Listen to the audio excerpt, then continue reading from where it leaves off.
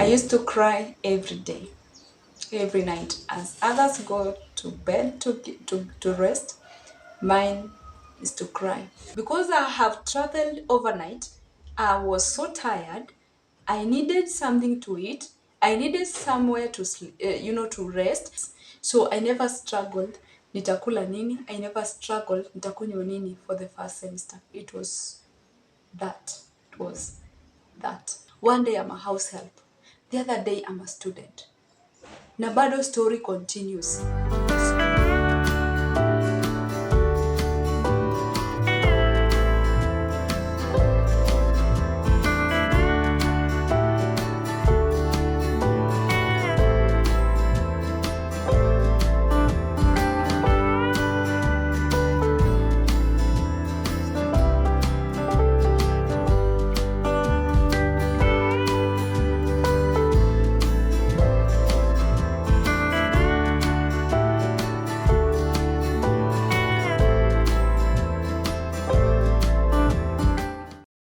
Hello, welcome to the Alexis family, a family of love, joy, and peace.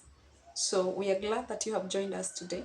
If you are a new subscriber, please just hit our new subscription box. If you are a new, you are watching us for the first time, you are watching this channel for the first time, you are meeting Mary for the first time, please just do us a favor, support us by just being our subscriber. And when we upload any new video, you will be seeing our video, you'll be liking our video. Please subscribe. 1 minute subscription. Thank you. So today I want to continue the story that I started. If you have watched my previous video, my journey with God part 1, I'm here to to honor my pledge because it never ended. So I said I'll finish, I'll create another video for you. So you cannot afford to leave this without listening. Thank you so much. Let us continue. So journey now to kazi ya maid. Now let's move on to the story. Na kazi ya maid. It was not easy. If you have ever done kazi ya maid, you know what I mean. It is not easy. So hiyo time, I'm supposed to join campus, have received my documents, but I don't have money. I don't have that initial capital to take care of my school fees in campus. So the only alternative was, Mary, toka nyumbani, enda ukajitafutie. Utajiriwa wapi with a form 4 certificate? Unless you have a connection. But as long as I'm concerned, it is not easy to get a job with a certificate ya form 4. So I saw better niende kazi ya maid. I found one lady mwenye alikuwa interested, tuka tukaongea. Guess what? I was being paid 6,000. I still remember to date. I went there. Then maisha ikakuwa ngumu. Pardon. Maisha ikakuwa nini? Ngumu. So you can imagine someone who is supposed to be in a university akiwa kazi ya maid. I used to cry every day, every night. As others go to bed to rest, mine is to cry. It was my time to cry. And I thank God because I was not crying because of what I was going through. I was crying as, in form of prayer, that God, reveal yourself. Let it be known that you're not just a God who can give me a good grade and fail to give me capital or fail to give me school fees to pursue my career, to pursue my journey, to pursue my education. So maisha kwa maid haikuwa rahisi. Guys, I used to wake up very early at 4 niingie kwa maji nifue. I used to wash daily. You know, kulikuwa na watoto wawili, a boy and a girl, and they were just kids. So you can imagine the life with kids. You have to wash daily. Then I used to have to do a thorough cleaning daily. Hakuna kusema ati jana uliosha nyumba kona to kona, so leo at least you'll be spared. No, I used to do it daily.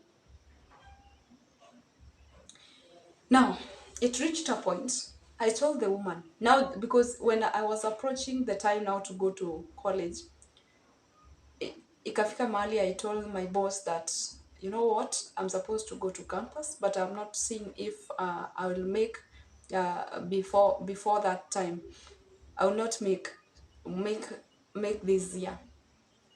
So what I will do, I will just go defer, report that I will join next year. That was about after a period of like 4 to 6 months. Yes. So nimekaa na yeye 1 month, 2 month, 3 month, mpaka watu wamenizoea, tumekuwa like a family, but now we are a family. But ikifika ni kwa kazi, my friend, lazima ufanye kulingana na venye nataka. Uoshe mpaka ukuta. If you know, you know. If you have ever done ama uko unafanya hiyo kazi, you know. There are these strict bosses that you have to adhere to their instructions, to their specific instructions. So I used to be so good, and I thank God that I used to submit to everything that he says, to instructions, as the word just says that if you're a slave, you have to respect your boss, you have to respect your masters. So I used to adhere to that. But now imefika time, guys, I need to go to the college so that I can defer. And the woman is like, Mary, that cannot happen. You are not going because I know you are going. Na ukienda hutarudi. Unanidanganya. Other ladies, I've worked with them, wananidanganyanga, wanafika mahali wanaenda wakienda. Na nikamwambia no. For me, hata niwezi karatasi, nikamuonesha hadi karatasi zangu, and she was like, okay. Alishangaa like, you have been working here and you're supposed to be in campus. How? So Mungu alikuwa ananisikia ile maombi yangu ya usiku na mchana. God used to hear me. So, and God was, Mungu alikuwa anangoja time yake ifike. So mimi nimefika campus. Hata sikuwa najua direction to my campus. I never knew hata ni wapi. Nilikuwa naulizia kwenda hiyo campus mtu anaendanga aje. It was my first time to travel towards that direction. So, wakati nilifika, I met the dean of students. Of course, first of all, I was directed to nilienda kwa administration block, nikakuwa directed to the chair of the school that I was. Nikaenda huko. In fact, it was just a holiday. I don't know how coincidentally these people were there. I don't know. God had already planned it. So, mi nikafika nikadirectiwa kwa chair of the department. So, nikaenda kwa the chair of department. I told her my story. Nikashare na yeye story yangu. Akaniambia, Mary, this course, it is the course that it is the first course. Okay. We are starting it for the first time. So there is no way you have qualified to do the course and you want to defer. I was like, excuse me. What are you saying? Do you know me? Do you know my issues? I shared to her and told her, Mimi, sitaweza kupata 40,000. I think it was 41,900, something like that. So nikamwambia, me, I will not be able to, to get that money. And she advised me, go and see the dean of students.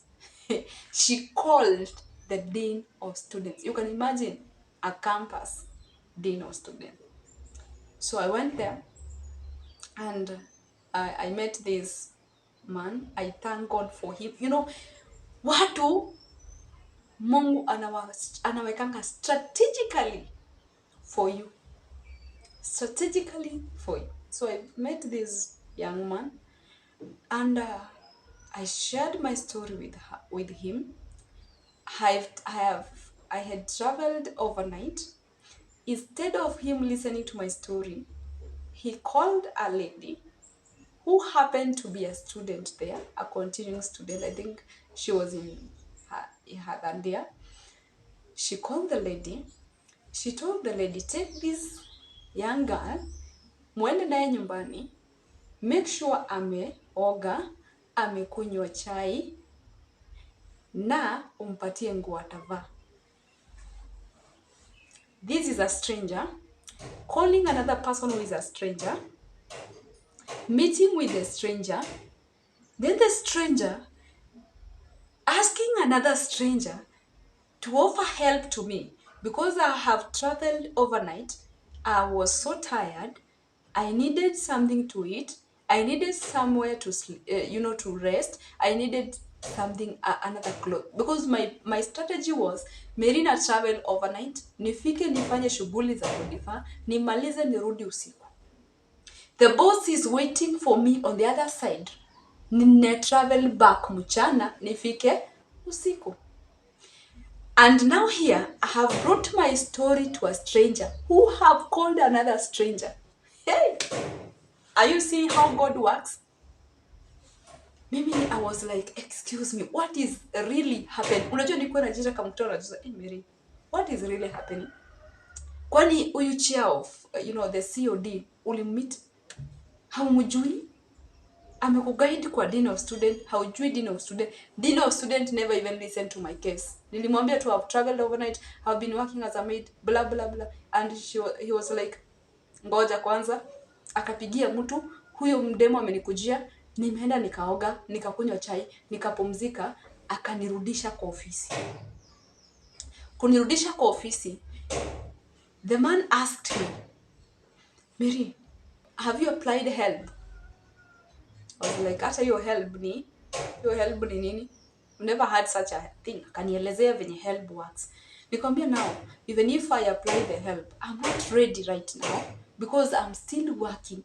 And he was like, you are still working as a maid. Is that what you want to? Nikajiambia, by the way, mbona na miss hiyo opportunity. Akaniambia, let me do for you right now. Aka-apply help while seated there. Akanituma town, nikachukue the account number, nikarudi tena. So hii shughuli yote akanishughulikia venye nitajoin campus. Akaniambia, you don't need to have the 40,900 for you to join. Just come with the little that you will have. Pardon, the little that you will have. Excuse me, I had saved some few coins. So umeniambia nikuje na the few that I have. Okay, sir. So mimi alinimaliza kunishughulikia around saa 10. So nikajiuliza, nafika Nairobi saa ngapi? Na sasa naenda kuprepare to come back. The joining was next week. So I was supposed to join the college next week. So the guy insisted I don't travel back to Nairobi because there was still another process I was supposed to, to undergo the following day. So I called my boss. I told her how the things, had gone. Mama alinigombanisha. Mary, I knew. I told her that mi sikuwa najua anyone there. It was my first time there. And this is God working. I'm out of this. Completely I'm out of this. This is just God himself working. Ananiambia no, ninajua. Hivyo ndio ulikuwa umepanga. Hivyo ndio ulikuwa unataka. Nini. Nikaachana naye, nikajua huyu haelewi ile kilio nimekuwa nikilia usiku wa manane. And the lady started, looking for another house girl the same hour. So hata kungoja nikuje. So mi kukuja nikamtext nimefika. Wewe funguo ziko wapi? Hakuniongelesha. Thank God in the neighborhood my brother was living nearby. So I just went there, told them my story. They started supporting me, and that's how we ended up to campus. Mimi nikaingia campus. Guys, another story. Another what? So, I'm just picking the major parts as I move because the story is too long. The journey with God is too wide. I cannot completely share in one video everything. So many nika join campus. So the first day I went to campus, you know, so now we tumekuwa closer to the man. He was a man of God, so we were a bit closer. So we could share, we could talk. Mpaka nikamwambia siku nakuja, they waited for me, nikakuja. Watu wakipanga line, sikupanga line because you know now I have a connection, a special connection. So wakanimuvisha, tukafika kwa part ya finance. Sijui venye aliongelesha au watu wa finance, nikapatiwa go ahead, nikamaliza the admission process. I had 10k. Yes. Na wakaniambia usijisumbue na kwa kukaa, ule msichana alikuwa nimemuita ile wakati utaenda kukaa huko. Kumbe he was also sponsoring the lady. And the lady was living with other ladies. So I went there and joined them. You see how God works. So I never struggled nitakula nini. I never struggled nitakunywa nini for the first semester. It was that. It was that. So God, you know, Mungu alinipigania in a way that I never knew that anaweza nipigania hivyo. So why am I sharing this story? Because there is someone somewhere watching me and he or she is going through a tough situation. A situation whereby you don't know how God will rescue you. You don't know. But I'm encouraging you to continue trusting in God, to continue praying, never cease in prayer, even if you are seeing that things are like, you know, they're not working. I want to tell you that in that deep thought, in that deep prayer, in that deep intercession, in that place whereby it is only God who can understand you. Kwa hiyo wakati, God is doing something. And God will reveal himself to you in a very different and special way. Look at my case. One day, one day I'm a house help. The other day I'm a student. Na bado story continues. So God can change your story within a minute. God can change your story within one day. You can imagine meeting a stranger who took my case at a personal level. Huyo mtu akachukua kesi yangu asifu ni yake. And he walked with me. A person that I never knew, I had never met. A person who saw me for the first time. And God, you know, akamwekea hiyo mzigo yangu. So there is a stranger outside there that has your blessing. There is a stranger outside there that God has sent for your rescue. So do not stop praying. Do not stop trusting in God. Do not stop putting your hope in God. The word says that lean not. Do not lean in your own understanding. Trust in God with all your heart, with all your mind, and do not lean on your own understanding. God will make everything straight. God will make your path, you know, straight. So just surrender to Him. It doesn't matter what you're going through. Don't just be there crying and crying and crying. Crying, you know, having mercy and pity on yourself. Can you cry to your God? Can you cry to God who holds your destiny? Can you cry to God who has your future? Cry to God who will give you a solution and a permanent solution. That is how I got myself in campus. Even my parents, I was just sharing them afterwards as a story. This is how it went. And they were like, ulifika aje uko? Kukaendaje? To them it was like, this is a miracle. We don't understand. Who sent you there? How did you decide to go? But I just decided one day that now I will go to defer. Personally, I was just going to defer. And I found that that was not the plan of God. The plan of God was for me, niingie campus. So I never knew how nitaingia, but God made it happen. God made it happen. So that is my story part 2. In the next video, I will share about my journey with God part 3. Now being in campus, what I've gone through in campus. In my first semester, it was another experience. God came through. But on the other hand, I had a fight to fight. I had a battle to fight. And God again fought for me. The journey all through to the 4th year, it was not easy. I also have another story after graduation. Also have the story even right now where I am. So it is God, it will be God. You know, it was God, it is God, and it will be God. See you in the next video. God bless you. We love you.